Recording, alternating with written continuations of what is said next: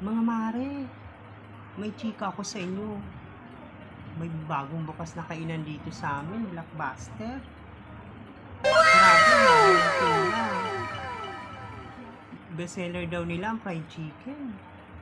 Naku, dami na namang maiinggit nito. Masasabi ko lang sa mga inggitera dyan. Pag inggit, pikit. Diba? Kaya nag-try ako kumain doon, mga mare. In-order ko yung bestseller nilang fried chicken. Noon, natikman ko, mga mare. Walang lasa ang fried chicken nila. Ang gravy, matabang. Tapos, ang pwesto nila, may mga basura. Tapos, may mga langaw. Diba? O baka sabihin nyo, naninira ako, mga mare, ha? Hindi, sinasabi ko na yung totoo.